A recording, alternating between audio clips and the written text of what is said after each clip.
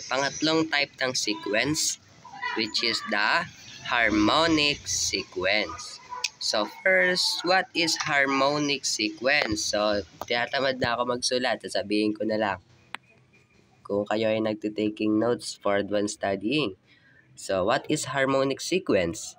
A harmonic sequence is a sequence such that the reciprocals of the terms form an arithmetic sequence. So, napakadaling intindihin. So, itong harmonic sequence is kabaliktaran lang daw ng arithmetic sequence. So, yung dalawang sequence na yon is may connection silang dalawa. So, for example, if we take the reciprocals of the terms of the harmonic sequence, I have here harmonic sequence 1/2, 1/4, 1/6, and 1/8. So, this is harmonic sequence. Then, kapag kinuha natin yung reciprocals nito, magiging 2, 4, 6, 8, which is na-transform natin into arithmetic sequence. Okay po. From harmonic sequence, kukunin nyo lang yung reciprocal ng lahat ng yan. And then, reciprocal ng 1/2 is 2, 1/4 is 4, 1/6 is 6, 1/8 is 8. And then, kung napansin nyo, na-transform natin into arithmetic sequence. Again, harmonic sequence is just the reciprocal of arithmetic sequence. Since harmonic sequence and arithmetic sequence are almost same, we can use the formula for arithmetic sequence to find the nth term. So, yung gagamitin natin na formula for harmonic sequence is sa arithmetic sequence.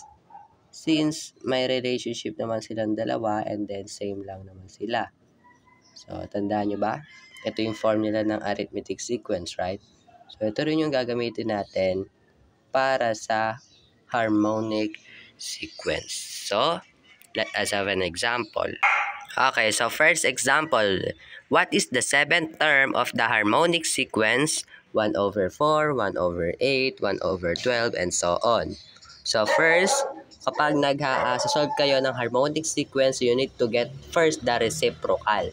So reciprocal ng 1/4 is 4. Reciprocal ng 1/8 is 8. Reciprocal ng 1/12 is 12. So, nakuha nyo na yung reciprocal. So, kung napansin nyo, this is an arithmetic sequence. So, kunin na natin yung common difference. 8 minus 4 is 4. 12 minus 8 is 4. So, therefore, our common difference is 4. So, now, let us write the given. Kung ano yung mga kailangan sa arithmetic sequence na formula, we have a sub n, a sub 1 plus n minus 1, and then our common difference. So, our n is yung pinapahanap, which is 7. And then, ano pa ba yung kailangan? A sub 1. What is our first term? Dito nyo kukunin. Which is 4. And then, what is our d, or common difference? We have 4. Okay po.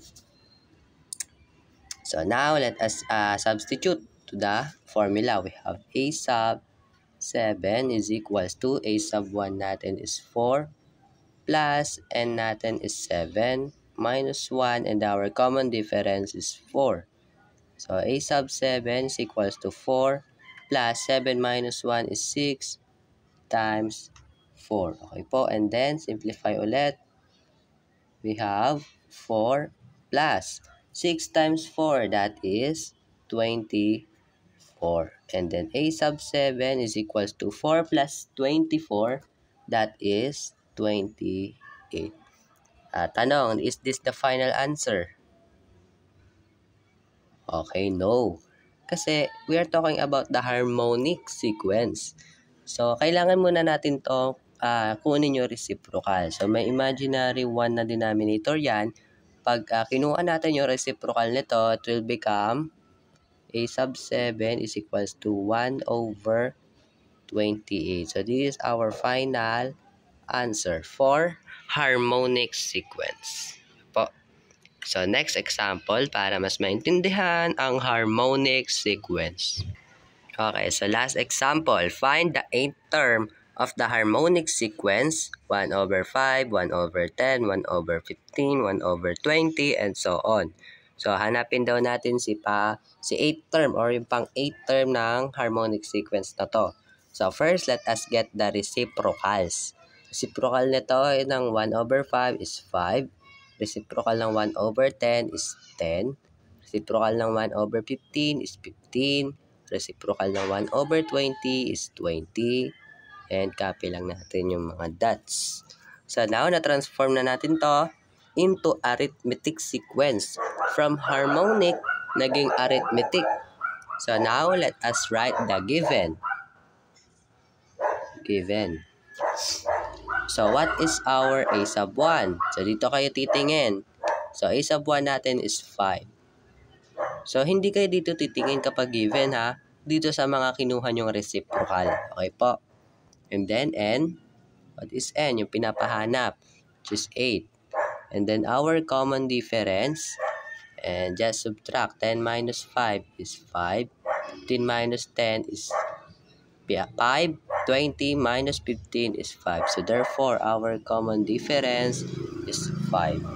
So now, let us write the formula. A sub n is equals to a sub 1 plus n minus 1 and our common difference. Now, substitute. We have a sub 8 is equals to a sub 1 is 5 plus n natin is 8 minus 1 and our common difference is 5. So now, simplify. 8 minus 1 is 7 times 5.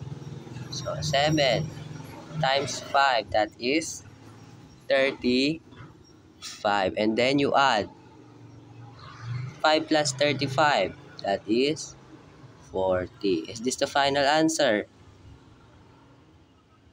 No. Kasi we're talking about the harmonic sequence. So, kunin natin to. May imaginary 1 na denominator.